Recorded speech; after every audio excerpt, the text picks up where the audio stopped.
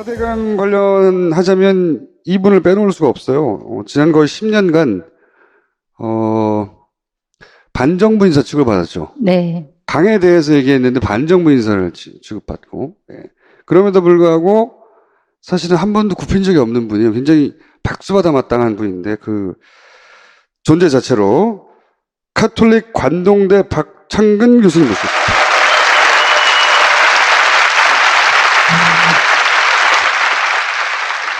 순교자에 가까운 진짜 고생 많이 하셨어요.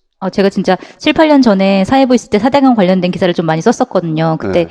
시민사회단체가 토론회 하면 항상 나오셔가지고 4대강 관련해서 얘기를 하시고 그때 도움을 진짜 많이 받았었습니다. 모든 관변단체, 모든 관변 어용 학자들을 거의 홀로 상대하신 거랑 마찬가지예요. 제가 23대 1 토론도 해봤습니다.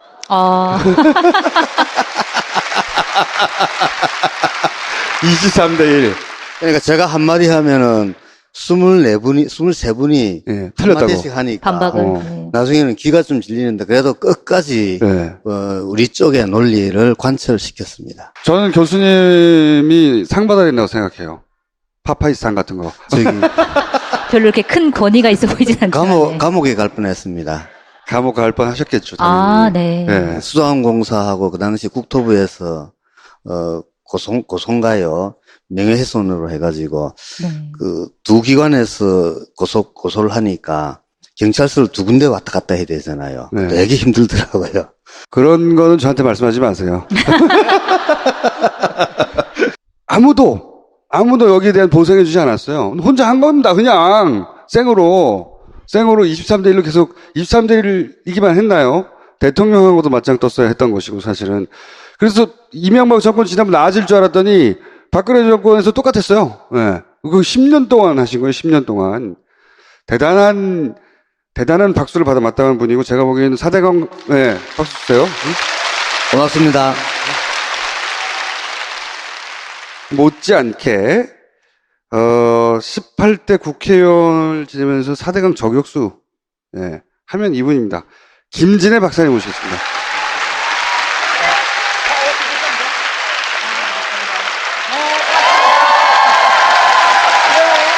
우리는 4대강을 하면 이명박 전 대통령, 주범 이명박 밖에 안 떠오르는데 그렇지 않다. 이 거대한 사업, 어마어마한 돈들이 해 먹히기까지 굉장히 많은 조력자들이 있어요. 그죠? 그래서, 먹이사슬, 카르텔, 이런 구조를 한번 얘기해보자. 오늘 첫 시간에는.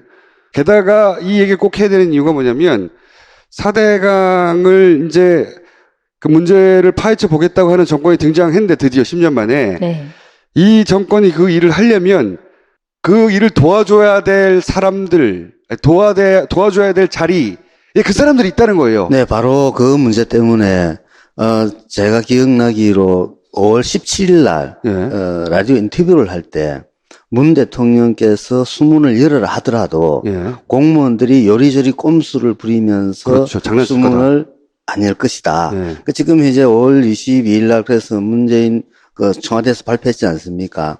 그러고 나서 6월 1일자로 수문을 열었는데 찔끔 수문을 열었거든요. 그렇죠. 그것도 예상하셨어요. 찔끔 예. 열 거라고. 찔끔 열기 때문에 녹조가 저감이 안 됩니다. 그러니까. 그런데 날은 점점 더 뜨거워지잖아요. 그럼 그러니까. 녹조가 더 많이 발생하거든요. 그러면은 이때까지 4대강 사업을 추진했던 측에서는 봐라 대통령이 수문을 열어라 했는데도 녹조는 점점 더 많아지지 않느냐. 그렇죠. 이와 같은 잘못된 어떤 정보들이 이제 일부 언론을 통해서 계속 그 확대 재생산이 되면은 이 4대강 사업이 또 경랑 속으로 그렇죠. 수문을 녹조가 해결되지 않을 만큼만 여는 거죠. 오히려 날이 더워지면은 더 녹조가 많이 심해지는. 발생하겠죠. 네. 그러면 결국은 수문을 열어도 오히려 녹조가 더 많아진다. 저는 오히려 더 큰 게 예. 이번에 그 문재인 정부의 신임 부총리 김도연 부총리 경제부총리. 청문회 때 예. 이번에 청문회 하는데 여러분도 뭐 관심 없으셨을 거예요. 근데 보면은 그때 대답을 4대강 그분이 이제 4대강 사업할 때 그때 기획재정부에서 그렇죠. 여러 가지 예산 부분을 거의 책임을 진 양반이거든요. 근데 그분이 4대강 사업의 순효과도 있다. 순작용도 있다. 뭐 네. 부작용도 있지만 이렇게 얘기를 했는데 결국은 뭐 아무렇지도 않게 야당에서 통과시켜 줬거든요. 그래서 제가 그때 봤어요. 그 청문회 할 때 보니까 순효과가 있다고 그러는데 그러면 그게 뭐냐? 아무도 안 물어봐요. 그분도 대답을 안 하고 아무도 안 물어봅니다. 근데 이게 계속해서 앞으로도 나올 겁니다. 그러니까 뭔가가 조그만 거라도 있으면은 그게 순작용이 있는 거 아니냐. 이런 분이 지금 이제 경제부총리에 있다라고 하는 것도 우리가 어쩔 수 없이 마주해야 돼야 되는 우리의 뭐 또 환경입니다. 관료 사회도 있고요. 네. 교수님이 끊임없이 상대해왔던 그 전문가 사회, 학회, 협회 이런 곳에도 많죠. 뭐 가령 그 아주 우리 쪽에 큰 학회가 있는데 이름 밝히기는 그렇습니다만 큰 학회인데도 이름을 밝힐 수가 없습니까? 예, 뭘 그걸 못 밝혀요? 한국 수산학회라고 있습니다. 아, 참네. 1초 만에 바로. 그래서 이 학회가 그 우리나라 물과 하청과 관련된 아주 큰 학회입니다. 예. 1년 예산이 몇 억씩 되는 큰 학회인데, 4대강 사업을 할 때 침묵을 지켰습니다. 외무관이 거기에 중요하신 분들이 4대강 사업에 옹호했기 때문에, 네. 그 학회가 조용했는데, 그래서 저희들이 2008년 동안, 9년 동안 그때, 이래서는 안 되겠다 해가지고, 대한하천학회를 새로 만들었습니다. 그렇죠. 사실상 4대강 때 만들어진 학회예요. 예. 그래서 학회는 사단법인이기 때문에 등록을 해야 되는데 환경부에 갔더니만은 안 받아줘요. 예. 국토부 갔어요. 국토부도 안 받아줘요. 그다음에 이거 또 알아보니까 지자체장도 사단법인을 인가해 주더라고요. 그래서 서울시에 갔더니만은 또 안 받아줘요. 그래서 가만히 있어 보니까 김두관 지사가 경남도지사로 당선이 되었을 때 그때 제가 경상남도 낙동강 특위위원장을 했거든요. 그래서 이때다 해가지고 학회를, 대한하천학회는 경상남도에 소속된 학회입니다. 아하. 전국을 돌다가 전국을 돌다가. 학회인데 안 만들어줘가지고. 낙동강에 빠진 겁니다. 근데 저는 그래서- 약간 궁금한 게, 4대강에 찬성하신 학자분들이 계시잖아요. 그분들이 진짜로 그렇게 믿고 계셔서 그렇게 하시는 건지 아니면 어떤 다른 의도가 있으신 건지. 일단 믿고 계신 분도 있을지 모르겠으나, 많이 믿고 있다 그러면 그분은 공부를 좀 더 하셔야 되고. 네. 그래서 저는 또 다른 의도도 있는 게, 이번 4대강 사업이 끝나고 나서, 모 대학 교수는, 물론 실력으로 자기는 했다 그랬겠지만은, 훈장도 받은 분이에요. 이분이 정부로부터 200억 원의 연구비를 받습니다. 아, 네. 우리 같은 사람은 토목 쪽에서는 정부와 관련돼서 연구비가 많이 나오거든요. 그러니까 거기에 신청을 하면은 잘립니다. 잘립니다. 재작년에 모 대학 교수님하고 같이 네. 연구를 신청을 해가지고 우리 팀 이겼어요. 네. 계약하는 과정에서 박창근은 좀 빼달라. 박창근만 빼달라. 네, 그래서 이제 같이 했던 분이 이제 그걸 얘기하길래 이제 빠지죠.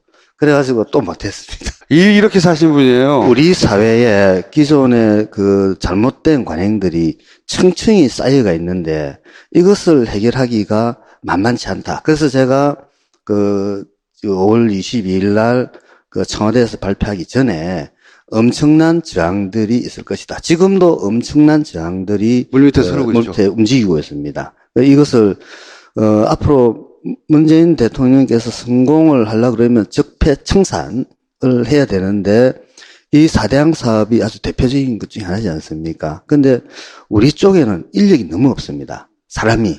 그러니까 1대 100으로 앞으로 붙여야 되는데 그게 그렇게 만만한 작업은 아니다. 국민의 70%, 80%가 이 사업은 잘못됐다고 이야기하고 있음에도 불구하고 우리 사회 그동안에 기득권 세력들이죠. 이런 분들이 요소에 자리를 잡고 역할을 하고 있기 때문에 그것을 깨는 것은 그렇게 녹록한 것이지 않다. 그렇게 보고 있습니다. 자, 그러면은 그분들 면면을 상징적인 분들만 몇만 보여드릴게요. 자, 돌려주세요. 우리 각하이고요.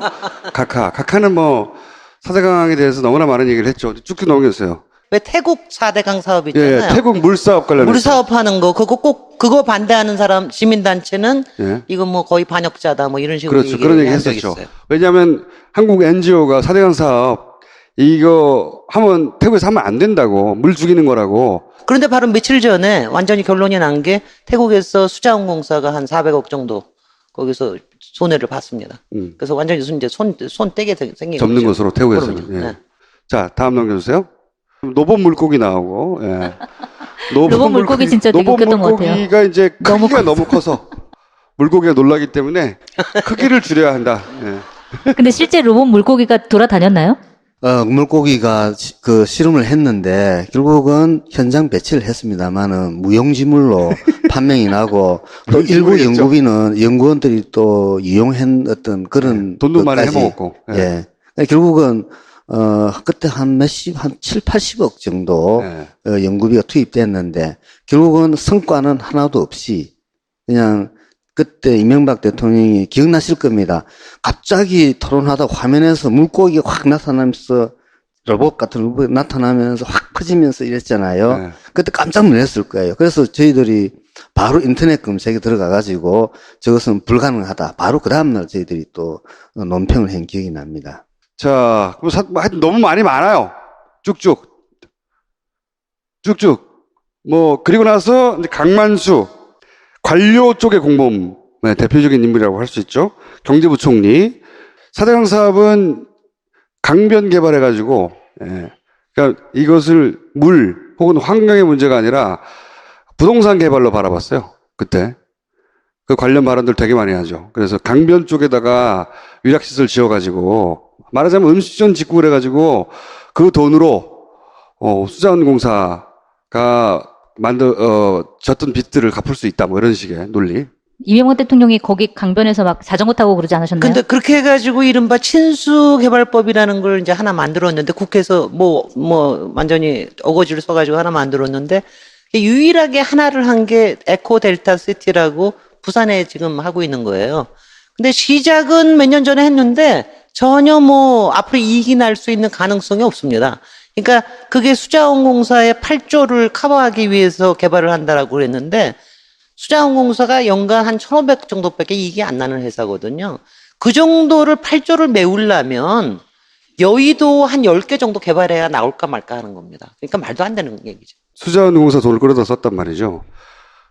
공사 돈을 그때 수자원공사가 4대강 사업 하기 전에는 상당히 건실한 기업이었습니다. 부채 비율이 그때 제 기억으로 16%. 20%도 채 안 되고 왔는데 4대강 사업 하자마자 100한 20, 30% 됐다. 지금은 부채 비율이 200%까지 올라간 그런데 그게 결국은 수자원공사나 공사들이 만약에 부채를 안게 되면 그게 수자원공사의 빚이 아니고 국민들의 빚이거든요. 결국은. 그렇죠. 네. 그렇기 때문에 그런 어떤 공기업을 운영을 할 때는 그와 같이 그 국민 세금이 함부로 낭비되지 않도록 그렇게 꼼꼼하게 해야 되는데 찍어 눌리니까 수자원공사 사장 입장에서는 할 수밖에 없는 그런 어떤 잘못된 구조가 되어 있는 거죠.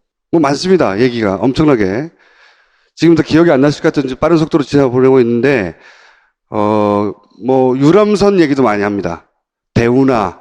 대운하는 배가 2대가 다닐 정도 넓어야 하지만 4대강은 그 정도는 아니어도 된다. 윤중현 기획부총리, 강만수, 다음에. 자, 그리고 4대강 예산보다 복지 예산을 더 많이 쓰라고 하는 게 말이 되냐? 4대강을 하면 홍수가 방지되고 강이 정말 좋아진다. 이런 데 투자하지 않고 복지 같은 데 써버리면 넘는 게 없다. 김황식, 총리였죠, 총리. 총리 레벨에서도 관료 단위의 4대강 지원이 엄청나게 많았죠. 김황식은 또 감사원장이었습니다. 맨 첫 번째 했던 첫 번째 감사였죠. 아무 문제 없다는 감사를 감사. 갖다가 완전히 그냥 궁둥이 밑에 몇 달 동안 깔고 앉았었죠. 나중에 저걸 잘해서 총리가 됐죠. 예. 1차 감사 때 감사위원이 은진수라는 분이 계셨어요. 예, 예. 그분이 이명박 당시 대통령 후보 시절에 법률 자문을 하다가 완전 측근이죠. 예. 네. 그래서 그분이 감사원 감사를 4대강 감사. 자기들끼리 한 거예요, 네. 그냥. 그리고 그 뒤에 그분이 부산저축은행인가요? 네. 근데 그것 때문에 또 안 좋은 일로 좋은 일로. 네. 그런 걸로 알고 있습니다. 이만희 환경부 장관이 환경을 생각하지 않고 당시에 강을 살리는데 왜 환경단체가 이걸 반대하냐면서 제가 이만희 장관, 당시 장관하고는 몇 가지 추억이 있는데, 그분이 제일 처음에 그 이명박 정부가 들어섰을 때 환경부 장관을 여성을 시켰어요. 그분이 네. 낭만을 하고, 이만희. 그 무렵에 제가 광주에 가가지고 이만희 장관하고 1대1 TV 토론을 한 적이 있었습니다. 근데 아주 그 말도 안 되는 그런 논리로 가지고 했는데, 어느 한 날 그분이 낙마가 되고 장관이 되시더라고요. 그래서 그동안에 환경부가 4대항 사업전만 해도 환경부 공무원들은 결기가 있었어요. 부처는 조그만하지만은 그 논리로 가지고 개발 부서에 대해서 나름대로 의견을 냈는데, 이만희 장관이 들어서고 나서 모든 조직을 그 4대항 사업의 어떤 편의를 봐주는 조직으로 만들었습니다. 그래서 제가 인터뷰하고 이럴 때 환경부를 둘둘둘 말아가지고 국토부로 보내는데, 국토부에 환경국정을 보내라. 예, 그러니까 환경부가 우리 사회에 있어야 될 이유가 없었다. 왜냐하면 환경부라는 게 우리 사회가 점점 더 발달하고 자꾸 그 개발 위주로 가게 되니까 환경에 대해서 무관심하지 않습니까? 그러다 보니까 우리 국민들이 환경부를 만들어라 해가지고 청에다 환경청, 환경부, 환경청, 환경처, 환경부 이렇게 승급을 하면서 우리 국민이 만들어진 부처였거든요. 이거를 그렇게 국토부 이중대로 만드는 장본인 중에 한 분이 저분입니다. 근데 이만희는 뭐 이명박 정부 내내 끝까지 갔습니다. 끝까지 갔죠. 절대로 안 잘리지. 아, 장관이요? 네. 네. 자, 그리고 신명필. 아, 이분이 이제 돌격 삼총사. 이분이 수자원 학회의 이른바 구루라고 하는 분입니다. 수자원 학회. 회장도 하셨고. 4대강 살리기 추진본부 본부장. 네. 4대강 사업 찬동 A급. 이분은 개인적으로 네. 제 대학 선배시고 실험실 선배십니다. 그래서 만날 때 토론회 할 때는 상당히 껄끄러워. 왜냐하니까 이게 저는 토목계에 있으니까 이 토목계는 위아래가 좀 이게 끈끈하거든요. 대선배니까 토론 나갈 때 항상 먼저 선배님 토론할 때 좀 격이 좀 다르게 얘기하더라도 토론이니까 이해해 주십시오. 이러면 어깨 치면서 야, 살살해. 그러면서 했는데, 지금도 한 번씩 또 큰 모임이 있으면 가면은, 보이면 또 선배니까 인사를 드리지만은, 이분이 제가 박사 과정 때 같이 연구도 하면서 해볼 때 상당히 괜찮으셨던 분이셨어요. 그러니까 이분이 추진본부장이라는 걸 했기 그렇죠. 때문에 국토부에 새로 자리를 만들었습니다. 돌격대가 딱 3사람이거든요. 국토부 장관. 네. 솔직히 이만희 같은 사람은 말하자면 조력자 같은 방관범 같은 거고요. 그다음에 또 하나가 김건호 잠깐 넘겨주세요. 수자원공사 사장. 요 3사람이 돌격대였어요. 김건호 씨도 맞죠, 돌격대. 김건호 수자원공사 사장. 이분은 국토부 차관 출신입니다. 이분도 저 대학 선배됩니다. 아, 그런 얘기 좀 그만합시다. 아, 나 정말 창피해서. 신명필 교수님은 학계에서 제일 선두에 계셨던 분이고, 이분은 수자원공사 사장으로 공무원으로 제일 앞에 나섰던 분이고, 이분은 연임하셨습니다. 연임하셨고, 정종환 국토부 장관. 국토부 나왔네요. 네, 삼총사. 국토부 장관은 정말 충직한 관료예요. 대통령은 정말 너무너무 귀엽고 예쁘고 그러셨을 겁니다. 뭐 귀엽고 이쁘게 안 생겼지만 정말 그러셨을 거예요. 4대강 사업을 하면 지역이 발전한다. 예. 레저, 강을 중심으로 모두가 강 레저에 뛰어들고, 그래서 막 지역 경제가 살아나고, 이런 논리로 옹호를 하셨죠. 그러니까 어떤 망언까지 했냐면 나중에 이게 4대강 사업 현장에서 한 20여 분 정도가 돌아가셨거든요. 사고로. 근데 하는 얘기가 뭐라냐면은 사고다운 사고는 한 번도 없었다. 아이고. 다 그거 노동자들이 잘못해가지고 한 거다. 자, 다음 넘겨주세요. 자, 주범 이명박. 김진애 박사님이 만드신 거예요. 내가 만드는 거예요? 네, 뭐야? 이명박 아, 대통령 말기에 만드신 거예요. 저는 그대로 옮겼을 뿐이에요. 응?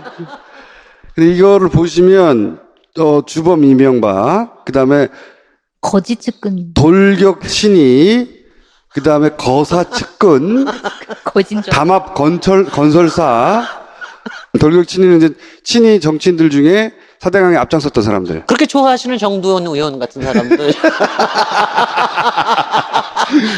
자, 그리고 돌관 관료는 그럼 뭡니까, 역할이? 돌강 관료가 이제 문제가 생기면은 돌파하는 사람이죠. 그 중에 하나가 아까 얘기한 윤중현, 강만수 이 사람인데 4대강이 저렇게 반대가 심했음에도 불구하고 저렇게 빨리 될 수 있었던 게 딱 세 가지예요. 하나가 뭐냐면은 예비 타당성 조사를 못했습니다. 안 했고. 우리나라가 원래 모든 공사가 500억 이상이면 예비 타당성 조사를 해야 되거든요. 이게 보통 2년쯤 걸립니다.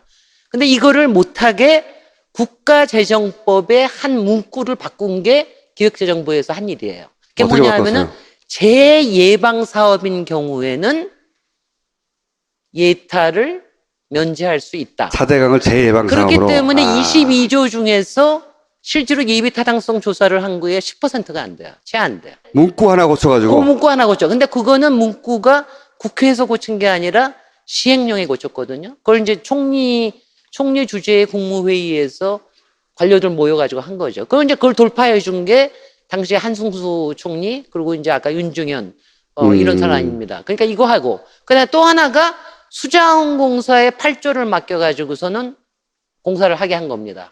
이거는 수자원공사가 앞에 나선 것도 있지만 정종환 장관이 돌파해 준 거죠. 그래가지고 정종환 장관이 수자원공사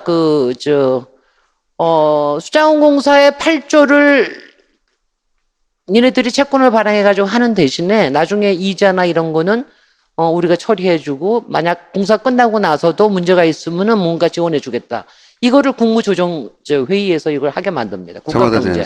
네, 이게 다 이게 관료들이요. 그러니까 이걸 다 돌파를 해주는 겁니다. 그러니까 제가 보면은 최순실, 박근혜 같은 게 국정농단이라고 얘기하잖아요. 그건 정말 세발의 피해요. 그건 정말 비선 조직으로 해가지고 하는 국정농단이고 국가를 수직 모델로 삼는 거죠, 완전히. 그래서 이제 국책농단입니다. 그래서 이거. 그 뒤에 어떤 일이 있었는가 하니까, 사대항 사업을 하면서 16개의 볼을 건설합니다. 이게 이제 재해 예방 사업이란 이름으로 국가재정법에서 규정하고 있는, 사전 예비 타당성 조사를 생략하게 됩니다. 그래서 시민사회단체에서 이제 재판을 했죠. 소송을 했죠. 그래서 낙동강 재판에 제가 그때 올인을 했거든요.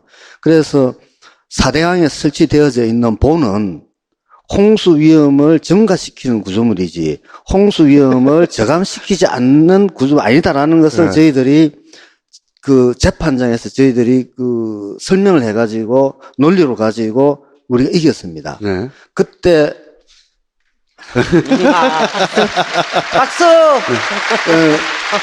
그때 지금 이제 대법관으로 계시는 김신 그 당시 2심 재판부 부장 그분 판사님께서 그때 이제 판결을 내립니다. 내리는데 본은 재난을 홍수 위험을 증가시키는 구조물이기 때문에 예비 타당성 조사를 하지 않은 것은 국가재정법을 위반했다라는 요지로 판결을 내립니다. 네. 그러면서 그 뒤에 그렇더라도 공사는 진행되고 있는데 어쩌겠노. 그래서 사정 판결을 하게 됩니다. 그래서 상당히 김신 그 당시 그분이 대법관은 또 충분히 하잖아요. 그 문제 때문에 뜨거웠는데 유일하게 우리가 재판하면서 법 위반을 끄집어내는 게 딱 그 한 건입니다. 그 외에는 전부 다 그 당시 모든 재판관이고 뭐고 다 얼어붙어 가지고 좀 그 이명박 정부가 좀 서슬프했던가 봐요. 네. 그래서 재판관님들이 조금 이 사회를 조금 좀 다른 눈으로 좀 봐줬으면 싶은 게 많았는데 결국은 대다수 재판관들이 그런 어떤 인식이 없었다. 자, 그럼 돌관 관료가 그런 것이고, 그 밑에 관치 기관이 있어요. 이게 말하자면 수자원공사가 되는 겁니까, 말하면? 수자원공사라기보다는 여기는 이제 한국건설기술연구원 같은 경우인데, 한국건설기술연구원에서 이런 게 있었어요. 그때 저기가 처음에 이제 여러분 다 기억하시겠지만 이게 이제 대우나 대선 공약부터 시작한 거 아니에요. 그런데 이명박 대통령 당선되고 난 다음에 몇 달 있다가 뭐 국민 여러분께서 반대하시면 대우나 안 하겠다. 그러고 난 다음에 조그맣게 들고 나온 게 4대강 정비 사업이었습니다. 네. 그리고 다시 몇 달 후에 들고 나온 게 4대강 살리기 사업이에요. 근데 이제 4대강 살리기 사업이 맨 처음에 대운하고 거의 사업 계획이 같았죠. 이걸 이제 지금 뉴스타파에서도 쭉 하고 당시에 MBC 그 뭐죠? 유명한 그 탐사 보도 프로그램에서 했는데 그때 피디수첩. 근데 그때 이거를 했던 게 한국건설기술연구원에서 이거를 정확하게 지적을 했던 거예요. 근데 그거를 이제 그러니까 여기서 건설기술연구원에서 여기서 마스터 플랜을 다 짜고 있다라고 하는 거를 내부에서 말하자면 인사이더가 얘기를 했는데 이걸 다 덮어버렸죠. 그런 게 이제 그 덮어버리는 게 다 기관장들이 하는 일입니다. 그러니까 4대강 플랜을 짜고 실행하게끔 하고 하는 그다음에 기관들. 그다음에요. 제일 문제는 방관범입니다. 방관범? 저는. 그게 뭐냐면 누구냐 하면은 박근혜예요. 그다음에 이제 위에 올라가면 거사 측근 담합 건설사가 있어. 이거는 거사 측근은 뭡니까? 거사하는 게 솔직히는 이제 여기서 최고는 이재호 의원하고 정도현 의원하고였습니다. 솔직히는. 근데 이제 이 사람들이 실무를 하는 건 아니죠. 이 사람들이 여론 조성만 하는 거 아니에요. 근데 그 주변에 정말 왜 파리들이 있습니다. 떡거물을 바라는. 항상 이제 이게 이권이 생길 것 같은 그 주변에 그걸 바라는 사람들이 그 주변에 몰려들어요. 그 제가 이름도 기억이 안 나는데 당시에 대우나 기획단 안에 무슨 목사 출신의 누구도 있었고 막 이런 사람들이 추억일 있어요. 목사가 맞아요. 추 목사. 뭐 이런 사람들이 하는데 그때 이게 뭐냐면은요. 이게 지금 이런 게 가능할 수 있었던 게 이명박 전 대통령께서 워낙 건설 시장을 잘 알기 때문에 가능한 겁니다. 그리고 우리나라의 제도가 턴키 제도잖아요. 그러니까 대기업들을 잘 이용을 하면 이게 가능할 수 있다라고 하는 걸 미리 알아서 그리고 대우나 원래부터 공약할 때 이랬었잖아요. 우리 세금 하나도 안 들겠습니다. 모두 그렇죠. 민자 사업 해가지고 하니까 그때부터 민자 대기업들 다 끌어들였던 거예요. 근데 그 대통령 되고 나서 민자는 개뿔.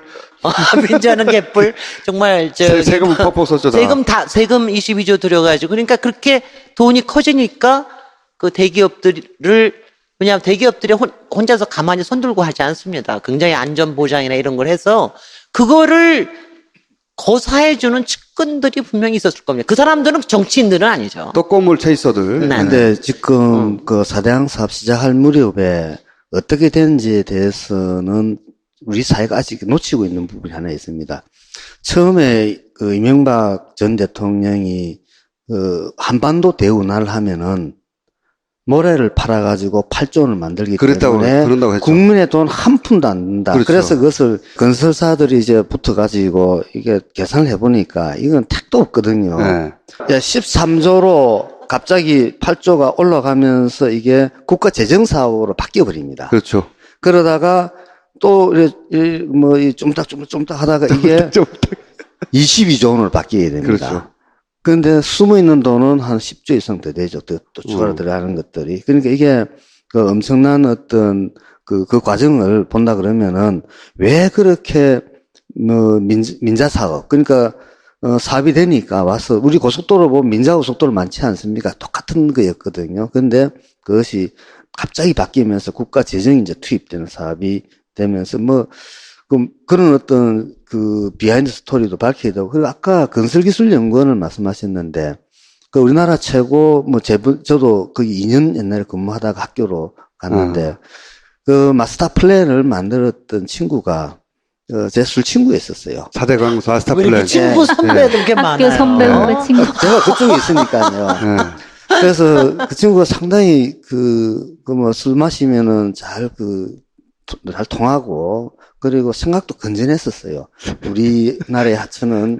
그래서 어느 한 순간, 4대강 사업에 몰입을 하면서, 딱 만나가지고 이야기를 해보니까, 그때 사당에 그 아파트, 이상한 아파트 있죠. 거기에 별도의 아지트, 네, 아지트를 활용을 했더랬어요. 네, 그 아지트가 있어서 거기서 설계를 다 했었어요. 그래서 제가 만났어요. 만났는데, 생각이 완전히 다르더라고요. 그래서 그 친한 친구가 이제 이래 되니까 서로 멀어지잖아요. 네.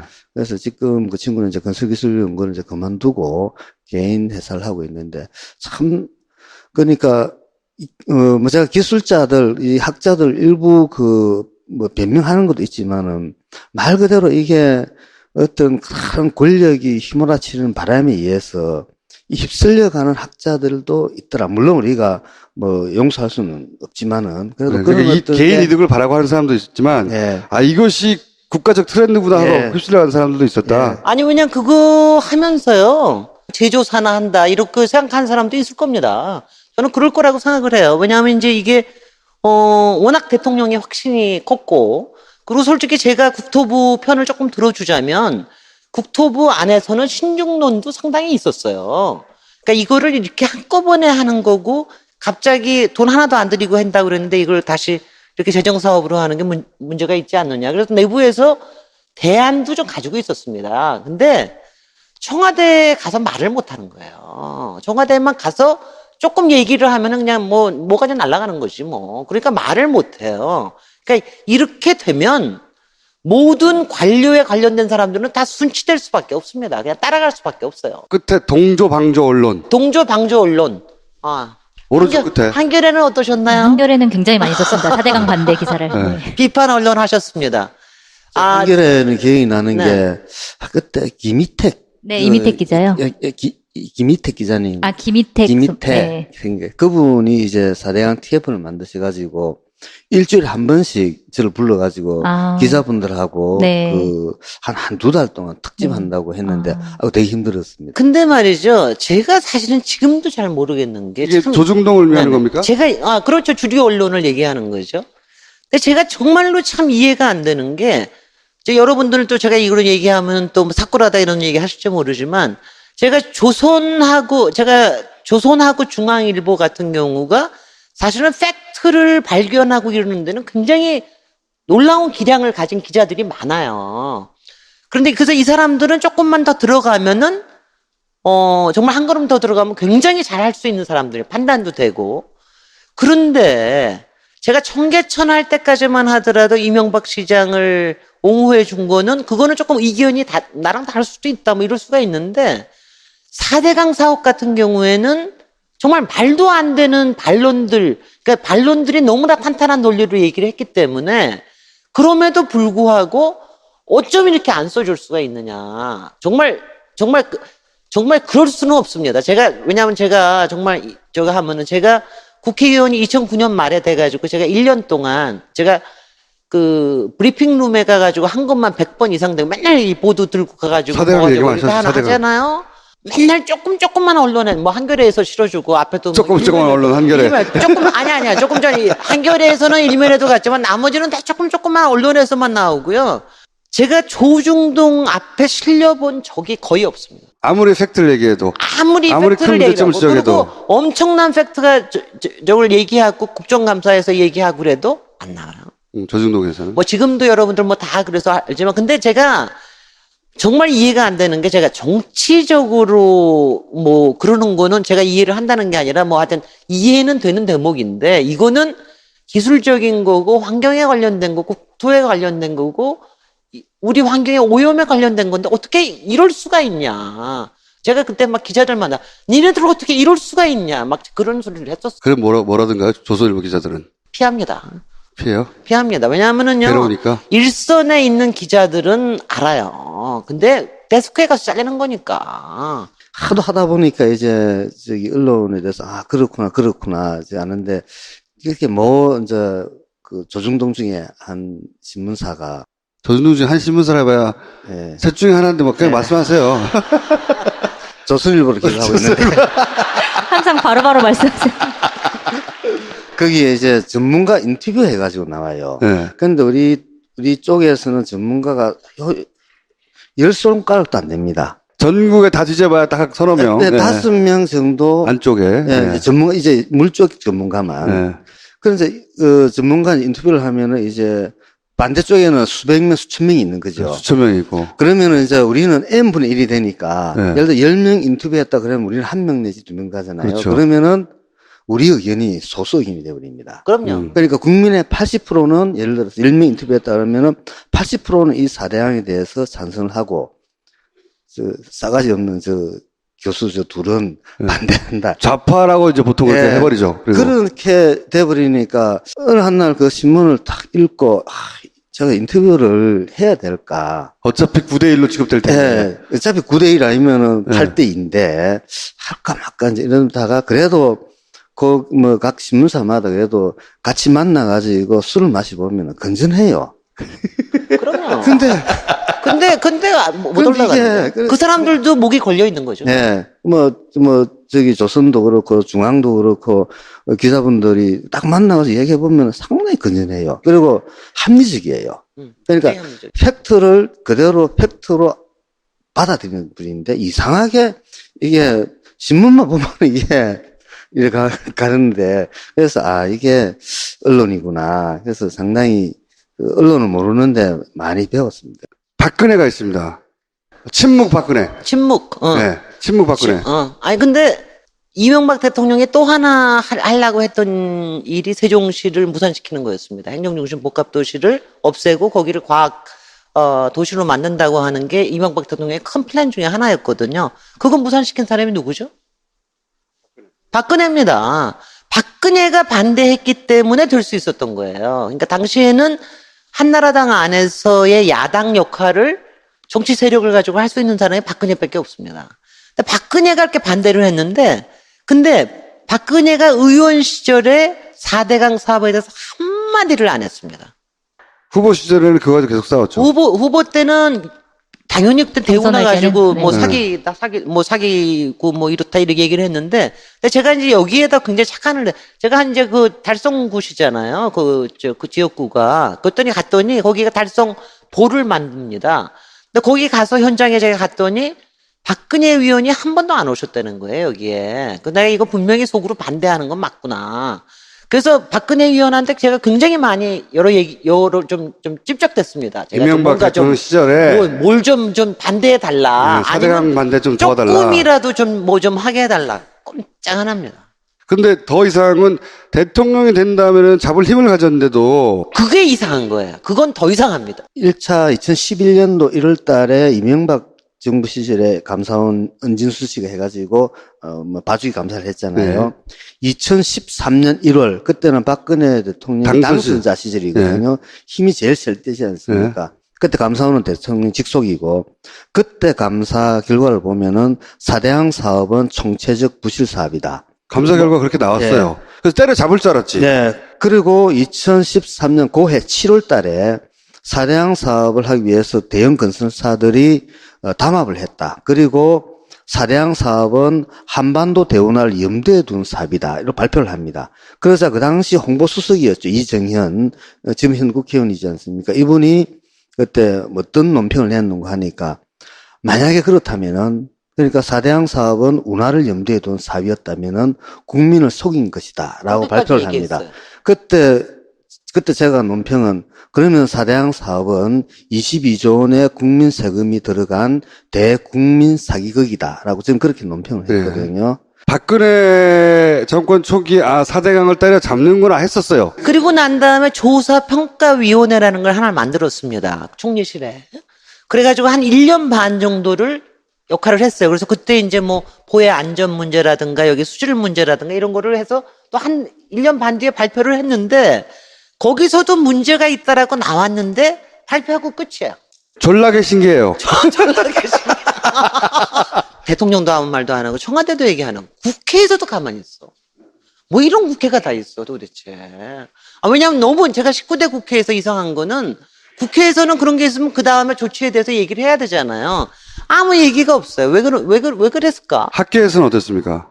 예, 학계에서도 지금, 수산학회를 포함해가지고, 물밑에서 엄청난 지금 저항의 움직임이, 자기들은 정당한 일을 했다고 논리를 만들어내는. 예. 그리고, 문재인 정부가 물과 관련된 하천 정책이 성공하기를 바라지 않는 것 같아요. 그래야지 자기들이 했던 일이 정당화되니까요. 예. 그리고 이게 지금 현재 이런 형태로 우리가 전문가들이 있다 그러면은 우리 사회는 제2, 제3의 4대강 사업이 또 나타난다. 지금 4대강 사업과 관련해가지고 1157명이 훈포장을 받았습니다. 표창을 받은 사람이. 그쪽에서 그 당시에 이제 화이트 리스트겠죠. 예. 그럼 이게 뭡니까? 대국민 사기극에 동조해가지고 혁혁한 공을 세운 사람. 세웠으니까 이게 거꾸로 얘기하면 뭐가 됩니까? 공범이죠, 공범. 예, 블랙리스트가 되는 거죠. 예. 그래서 지금 현재 문재인 정부가 정책 감사를 한다 그러는데 아까 조금 전에 말씀드렸다시피 박근혜 정부 시절에 2번 감사를 했는데 이게 잘못됐다라고 밝힌 거거든요.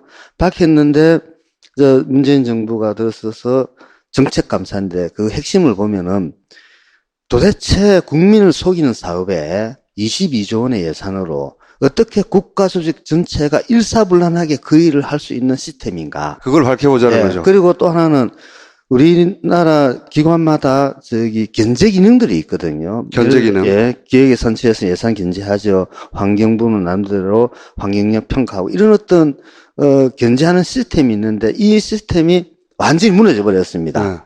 그리고 그 과정에서 불법이 있다 또는 그 정당성을 만들기 위해서 어떤 이상한 논리를 만들었다 그런 것들이 많거든요. 그와 관련된 공무원 전문가들에 대해서는 우리 사회가 꼭 책임을 저는 물어야 된다고 봅니다. 그래서 그게 이제 우리가 적폐청산이라 그러면은 이제 인적청산에 해당되겠죠. 그 다음에 하나는 이와 같이 잘못된 시스템을 어떻게 그러면 고칠 것이냐. 이것도 하나의 중요한 과제라고 봅니다. 감사원에서 드디어 결정했습니다. 정책감사 시작한다고. 그래서 이제 그거는 뭐 분명히 정책감사. 근데 저는 문재인 대통령이 굉장히 판단을 잘 하신 게 이게 어디에서 문제가 있느냐를 갖다가 국회에서나 바깥에 청문회에서 따지면 정치화돼요. 그렇죠. 근데 이걸 감사원에서 제대로 정책감사하는 게 굉장히 중요한 일입니다. 그러면 그래서 구조가 드러나겠죠, 구조가. 구조가 드러나는 겁니다. 전체 구조가 완전히 드러나고 그리고 절대로 정권 눈치를 볼 필요가 없어요. 이명박 혼자 한 게 아니고 도적대가 있었던 거예요. 부패 카르텔이에요. 그 한마디로. 도적대가 어떤 구조화에서 그런 짓을 했는지를 감사원도 해나가겠지만 파파이스에서도 전문가와 함께 따박따박 조금씩 따져보 가겠다. 오늘 첫 시간이었습니다. 네. 네, 됐습니다. 감사합니다. 네, 고맙습니다. 네, 감사합니다. 자, 고맙습니다. 4대강 관련하자면 이분을 빼놓을 수가 없어요. 지난 거의 10년간 반정부 인사 취급받았죠. 네. 강에 대해서 얘기했는데 반정부 인사를 취급받고 그럼에도 불구하고 사실은 한 번도 굽힌 적이 없는 분이에요. 굉장히 박수받아 마땅한 분인데 그 존재 자체로 카톨릭 관동대 박창근 교수님 모셨습니다.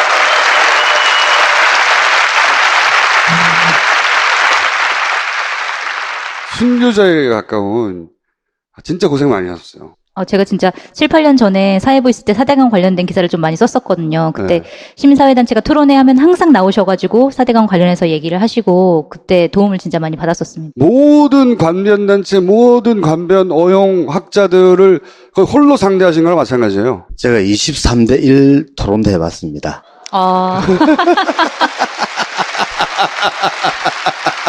23대 1. 그러니까 제가 한마디 하면은 23분이 예, 틀렸다고. 한마디씩 하니까 반박을. 어. 나중에는 귀가 좀 질리는데 그래도 끝까지 네. 우리 쪽의 논리를 관철시켰습니다. 저는 교수님이 상 받아야 된다고 생각해요. 파파이스 상 같은 거. 저기 별로 이렇게 큰 권위가 있어 보이진 않지만. 네. 감옥에 갈 뻔했습니다.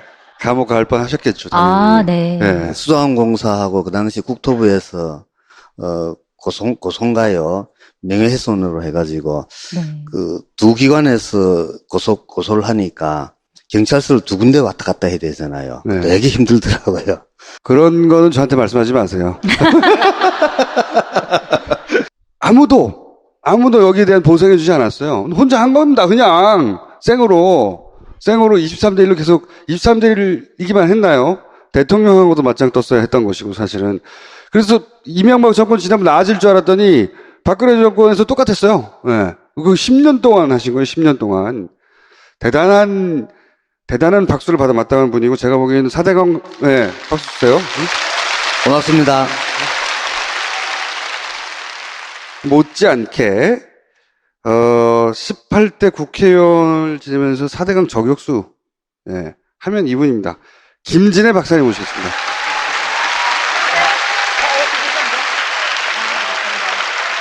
정도. 거기서 손해를 봤습니다. 그래서 완전히 이제 손 떼게 생긴 접는 거죠. 것으로 태국에서는. 그럼요. 예. 네. 자, 다음 넘겨주세요.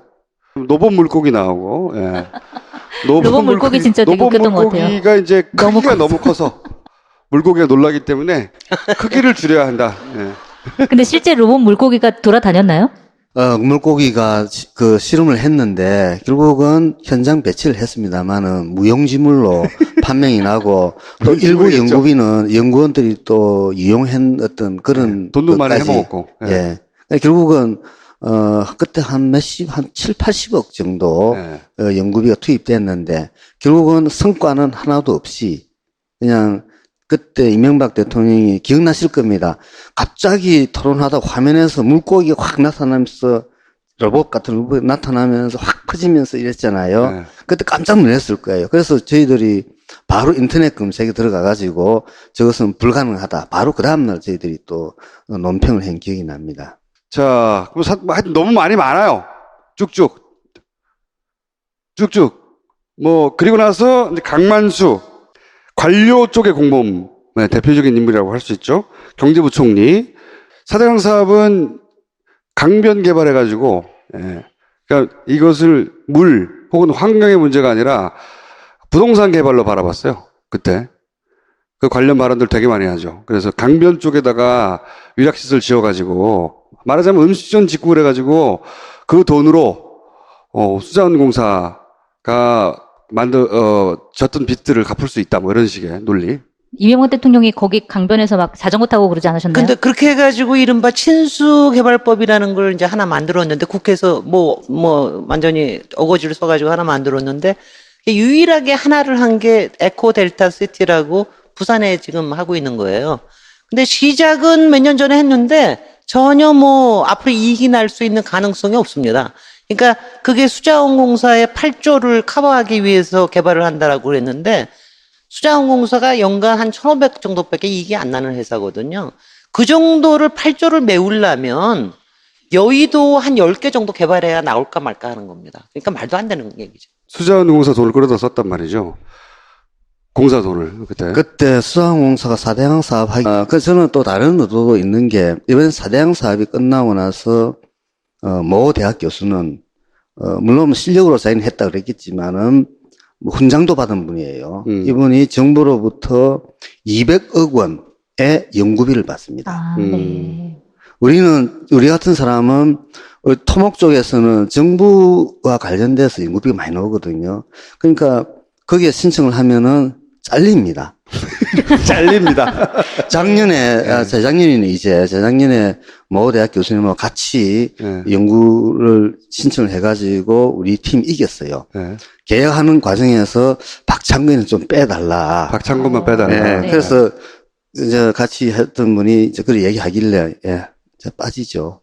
그래가지고 또 못했습니다. 이렇게 사신 분이에요. 우리 사회에 기존의 그 잘못된 관행들이 층층이 쌓여가 있는데 이것을 해결하기가 만만치 않다. 그래서 제가 5월 22일 날 그 청와대에서 발표하기 전에 엄청난 저항들이 있을 것이다. 지금도 엄청난 저항들이 물밑에 서르고 있죠. 움직이고 있습니다. 이것을 앞으로 문재인 대통령께서 성공을 하려고 그러면 적폐청산을 해야 되는데 이 4대강 사업이 아주 대표적인 것 중에 하나지 않습니까? 근데 우리 쪽에는 인력이 너무 없습니다. 사람이. 그러니까 1대 100으로 앞으로 붙여야 되는데 그게 그렇게 만만한 작업은 아니다. 국민의 70%, 80%가 이 사업은 잘못됐다고 이야기하고 있음에도 불구하고 우리 사회 그동안에 기득권 세력들이죠. 이런 분들이 요소의 자리를 잡고 역할을 하고 있기 때문에 그것을 깨는 것은 그렇게 녹록한 것이지 않다. 그렇게 보고 있습니다. 자, 그러면은 그분들 몇 면을 상징적인 분들만 몇만 보여드릴게요. 자, 돌려주세요. 우리 각하이고요. 각하는 4대강에 대해서 너무나 많은 얘기를 했죠. 쭉쭉 넘겨주세요. 왜 태국 4대강 사업 있잖아요. 예, 태국 물사업 관련해서. 물사업 하는 거, 그거 반대하는 사람, 시민단체는 이거 거의 반역자다, 이런 식으로. 그렇죠. 그런 얘기 했었죠. 있어요. 왜냐하면 한국 NGO가 4대강 사업 이거 하면 태국에서 하면 안 된다고, 물 죽이는 거라고. 그런데 바로 며칠 전에 완전히 결론이 난 게 태국에서 수자원공사가 한 400억. 근데 결국은 뭐 아무렇지도 않게 야당에서 통과시켜 줬거든요. 그래서 제가 그때 봤어요. 그 청문회 할 때 보니까 순효과가 있다고 그러는데 그러면 그게 뭐냐? 아무도 안 물어봐요. 그분도 대답을 안 하고 아무도 안 물어봅니다. 근데 이게 계속해서 앞으로도 나올 겁니다. 그러니까 뭔가가 조그만 거라도 있으면은 그게 순작용이 있는 거 아니냐. 이런 분이 지금 이제 경제부총리에 있다라고 하는 것도 우리가 어쩔 수 없이 마주해야 돼야 되는 우리의 뭐 또 환경입니다. 관료 사회도 있고요. 네. 교수님이 끊임없이 상대해왔던 그 전문가 사회, 학회, 협회 이런 곳에도 많죠. 뭐 가령 그 아주 우리 쪽에 큰 학회가 있는데 이름 밝히기는 그렇습니다만 큰 학회인데도 이름을 밝힐 수가 없습니까? 예, 뭘 그걸 못 밝혀요? 한국 수산학회라고 있습니다. 아, 참네. 1초 만에 바로. 그래서 이 학회가 그 우리나라 물과 하청과 관련된 아주 큰 학회입니다. 예. 1년 예산이 몇 억씩 되는 네. 큰 학회인데 사대강 사업을 할 때 침묵을 지켰습니다. 외무관이 거기에 중요하신 분들이 사대강 사업에 옹호했기 때문에 네. 그 학회가 조용했는데 그래서 저희들이 2008년 동안 9년 동안 그때 이래서는 안 되겠다 해가지고 대한하천학회를 새로 만들었습니다. 그렇죠. 사실상 4대강 때 만들어진 학회예요. 예. 그래서 학회는 사단법인이기 때문에 등록을 해야 되는데 환경부에 갔더니만은 안 받아줘요. 예. 국토부 갔어요. 국토부도 안 받아줘요. 그다음에 이거 또 알아보니까 지자체장도 사단법인을 인가해 주더라고요. 그래서 서울시에 갔더니만은 또 안 받아줘요. 그래서 가만히 있어 보니까 김두관 지사가 경남도지사로 당선이 되었을 때 그때 제가 경상남도 낙동강 특위위원장을 했거든요. 그래서 이때다 해가지고 학회를, 대한하천학회는 경상남도에 소속된 학회입니다. 아하. 전국을 돌다가 전국을 돌다가. 학회인데 안 만들어줘가지고. 낙동강에 빠진 겁니다. 근데 저는 그래서- 약간 궁금한 게, 사대강에 찬성하신 학자분들이 계시잖아요. 그분들이 진짜로 그렇게 믿고 계셔서 그렇게 하시는 건지 아니면 어떤 다른 의도가 있으신 건지. 일단 믿고 계신 분도 있을지 모르겠으나 많이 믿고 있다 그러면 그분은 공부를 좀 더 하셔야 되고. 네. 우리는 4대강을 하면 이명박 전 대통령, 주범 이명박 밖에 안 떠오르는데 그렇지 않다. 이 거대한 사업, 어마어마한 돈들이 해 먹히기까지 굉장히 많은 조력자들이 있어요. 그죠? 그래서, 먹이사슬, 카르텔, 이런 구조를 한번 얘기해보자. 오늘 첫 시간에는. 게다가 이 얘기를 꼭 해야 되는 이유가 뭐냐면, 4대강을 이제 그 문제를 파헤쳐 보겠다고 하는 정권이 등장했는데 드디어 10년 만에. 네. 이 정권이 그 일을 하려면 그 일을 도와줘야 될 사람들, 도와줘야 될 자리에 그 사람들이 있다는 거예요. 네, 바로 그 문제 때문에, 제가 기억나기로 5월 17일 날, 예. 라디오 인터뷰를 할 때, 문 대통령께서 수문을 열어라 하더라도, 예. 공무원들이 요리조리 꼼수를 부리면서 그렇죠. 장난칠 수문을 안 열 것이다. 예. 지금 이제 5월 22일 날 그래서 문재인 청와대에서 발표했지 않습니까? 그러고 나서 6월 1일자로 수문을 열었는데 찔끔 수문을 열었거든요. 그렇죠. 그것도 예상하셨어요. 찔끔 예. 열 거라고. 찔끔 열기 때문에 녹조가 저감이 안 됩니다. 그러니까. 그런데 날은 점점 더 뜨거워지잖아요. 그럼 그러니까. 녹조가 더 많이 발생하거든요. 그러면은 이때까지 사대강 사업을 추진했던 측에서는 봐라 대통령이 수문을 열어라 했는데도 녹조는 점점 더 많아지지 않느냐. 그렇죠. 이와 같은 잘못된 어떤 정보들이 이제 일부 언론을 통해서 계속 그 확대 재생산이 되면은 이 사대강 사업이 또 경랑 속으로 그렇죠. 수문을 녹조가 해결되지 않을 만큼만 여는 거죠. 오히려 날이 더워지면은 더 녹조가 많이 심해지는. 발생하겠죠. 네. 그러면 결국은 수문을 열어도 오히려 녹조가 더 많아진다. 저는 오히려 더 큰 게 예. 이번에 그 문재인 정부의 신임 부총리 김도연 부총리 경제부총리. 청문회 때 예. 이번에 청문회 하는데 여러분도 뭐 관심 없으셨을 거예요. 근데 보면은 그때 대답을 4대강, 그분이 이제 4대강 사업할 때 그때 기획재정부에서 그렇죠. 여러 가지 예산 부분을 거의 책임을 진 양반이거든요. 근데 그분이 4대강 사업에 순효과도 있다. 순작용도 있다. 뭐 네. 부작용도 있지만 이렇게 얘기를 했는데